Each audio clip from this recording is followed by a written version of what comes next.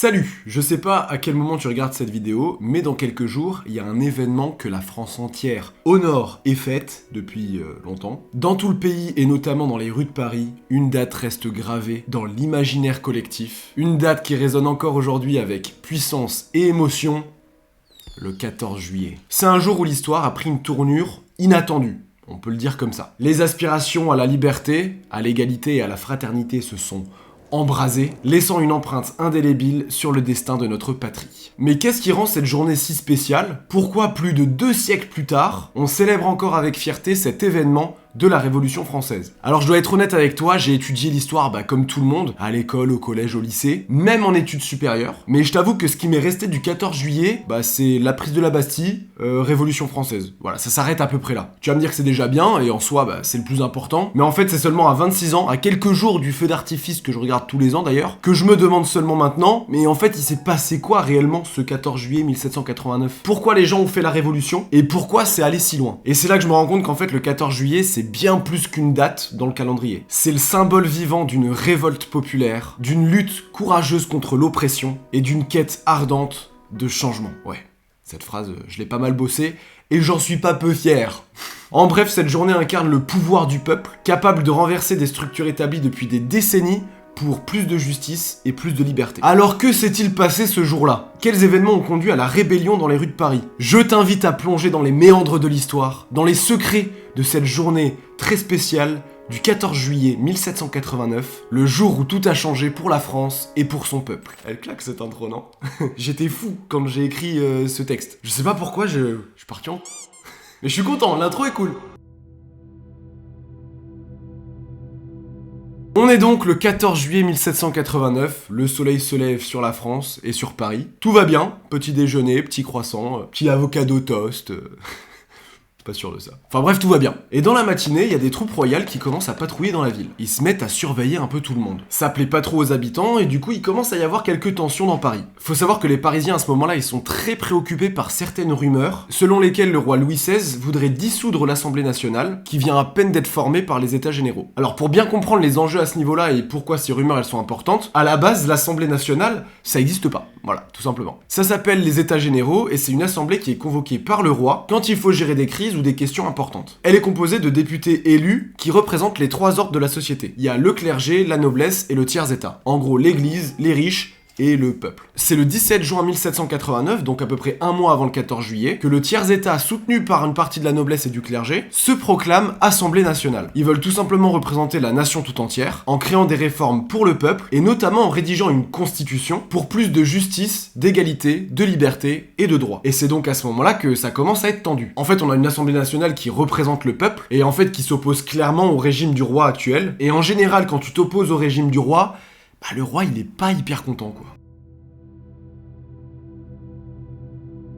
On repart un mois plus tard et on revient à notre journée du 14 juillet, et on a dit que dans la matinée, il y avait des rumeurs qui disaient que le roi voulait dissoudre l'Assemblée nationale. Sauf que, comme je viens de le dire, l'Assemblée nationale, elle représente le peuple, et donc elle est soutenue par tout le peuple. Donc logiquement, le peuple, à ce moment-là, il est un peu en colère contre le régime du roi. Et d'un coup, tout le monde s'énerve, et tout le monde cherche à obtenir des armes au cas où le roi déciderait d'agir. Parce que rappelons-le, toute la matinée, il y a des troupes royales qui patrouillent un peu partout et qui font peur aux habitants. En gros, depuis le réveil, les gens se disent « il y a un truc qui se trame, ça sent pas bon ». Il est à peu près 13h quand ça commence vraiment à bouger. Il y a une grosse foule qui se rassemble devant l'hôtel des Invalides, c'est un lieu connu pour abriter pas mal d'armes à feu. Donc les Parisiens espèrent réussir à obtenir des armes, des munitions, etc. pour se préparer au mieux. Mais si c'était si facile, tout le monde le ferait.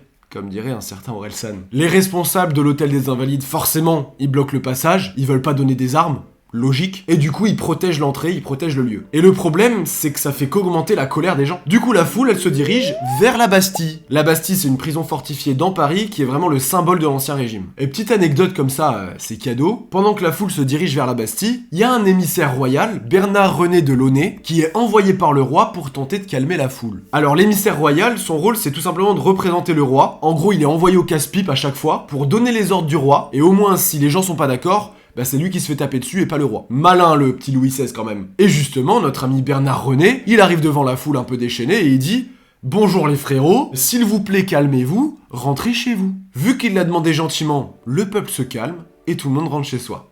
Évidemment c'est complètement faux, il le chope et il le tue.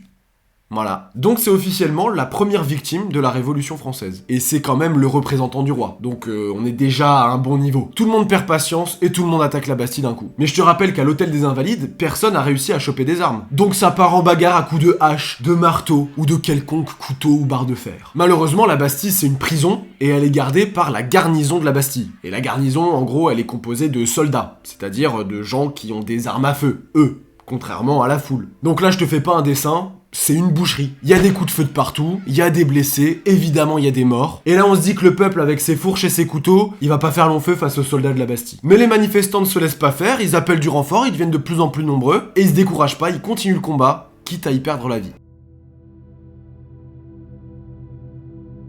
Vers 17h, il se passe un truc de fou. Il y a des soldats de la garnison qui ouvrent les portes. Alors, est-ce que c'est par sympathie ou plutôt parce qu'ils se chiaient dessus? On n'a pas la réponse, mais moi j'ai une petite idée. Dans tous les cas, la foule entière entre dans la Bastille. C'est ça, la prise de la Bastille, et c'est une victoire symbolique pour le peuple. Le gouverneur de Launay qui avait tenté de négocier tout à l'heure, on lui tranche la tête et on la prend, on la met sur un petit pic, et on fait le tour de Paris avec, comme ça. Comme un petit drapeau. C'est pas hyper classe, mais au moins tout le monde est au courant que les gens sont énervés. Et pendant ce temps-là, Louis XVI, qu'est-ce qu'il fait? Louis XVI, il est dans son château à Versailles, tranquille, il regarde les choses de loin, il y a des messagers qui lui donnent des petites infos, il a les petits pop-corn, non, il a pas de pop-corn non plus, il se chie un peu dessus aussi. Mais en gros, il a rien fait, il a pas bronché. Et d'ailleurs, tout son entourage lui a dit: frérot, t'as été inactif et t'as été indécis pendant toute la montée de la Révolution. Ça, ils lui diront un peu après. Mais c'est le cas. En fait, il fait rien. Juste, il est un peu désemparé, je pense. Petit à petit, l'info circule comme quoi la Bastille a été prise, parce qu'il n'y a pas internet à ce moment-là, donc c'est du bouche à oreille. 3 jours après la prise de la Bastille, le 17 juillet 1789, Louis XVI pointe le bout de son nez. Il se dit que c'est une bonne idée d'effectuer une petite visite à Paris pour essayer de calmer le peuple et de rétablir l'ordre royal. Mais je crois qu'il se fourre le doigt dans l'œil, le petit Louis XVI. Il a été accueilli par une foule,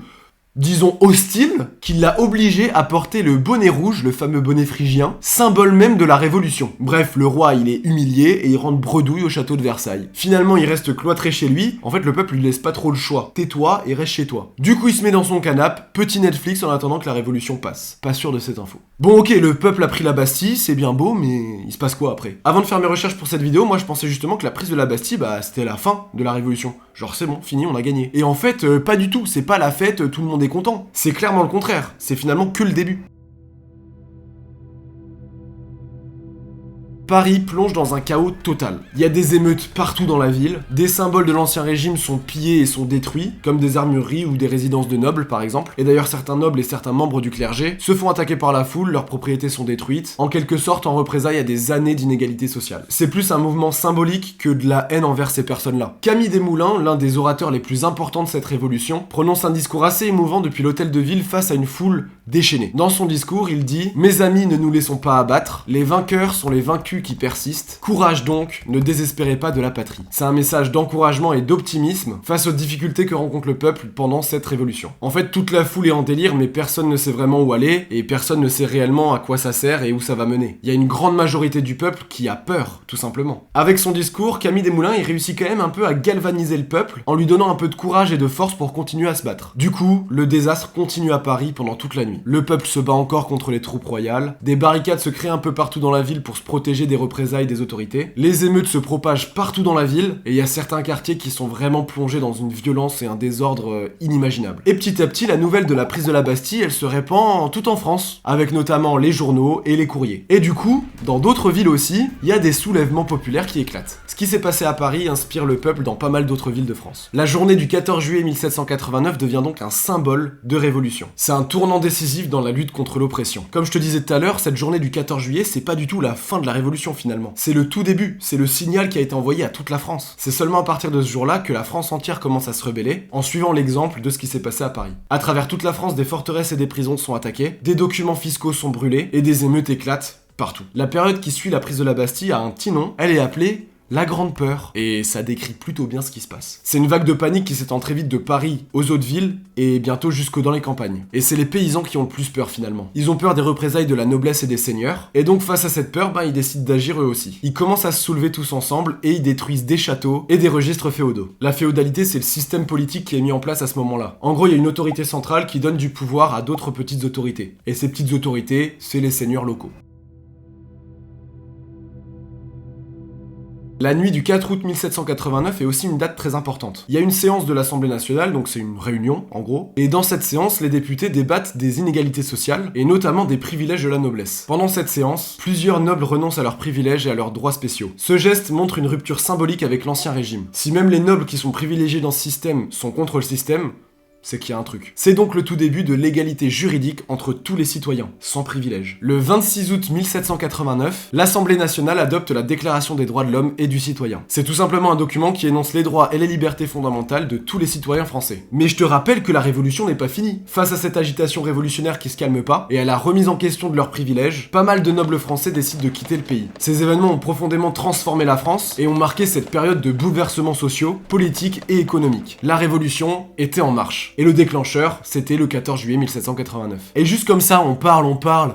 Mais Louis XVI là-dedans, notre petit Louis, il est où? La fin de la monarchie, c'est le 22 septembre 1792, le jour de la proclamation de la Première République. Au même moment, Louis XVI est emprisonné et son procès commence. Il est accusé d'avoir comploté contre la liberté de la nation et d'avoir cherché à rétablir l'absolutisme. L'absolutisme, c'est le système du gouvernement qu'il y avait dans la monarchie justement, et comme son nom l'indique, absolutisme, le chef de l'État, il a le pouvoir absolu. Il décide de tout. Louis XVI est défendu par de très bons avocats, mais ça suffit pas. La Convention nationale, c'est le nouveau nom de l'Assemblée nationale, vote la culpabilité de Louis XVI à une très grande majorité. Le 16 janvier 1793, Louis XVI est condamné à mort par guillotine. 5 jours plus tard, le 21 janvier 1793, il est conduit à l'échafaud sur la place de la Révolution à Paris. La place de la Révolution, aujourd'hui, c'est la place de la Concorde. Il se retrouve face à une foule immense. C'est du jamais vu en France. Il prononce un discours de pardon envers toute la France qui est devant lui, et ensuite, il est décapité à l'âge de 38 ans. La mort de Louis XVI a donc marqué un tournant significatif dans la Révolution française. C'est la fin des rois. Fini les rois. Ciao les rois. Et ça a même suscité pas mal de réactions à l'étranger. Ça a eu des répercussions politiques, notamment en faisant monter les tensions entre la France, qui est désormais révolutionnaire, donc contre le système de royauté, et les autres monarchies européennes qui, eux, ont encore un roi. Enfin voilà, c'est le début d'une nouvelle ère. Maintenant, on en sait un peu plus sur cette journée symbolique du 14 juillet 1789, et surtout tout ce qui a suivi cette journée. Je t'avoue que j'étais assidu à l'école,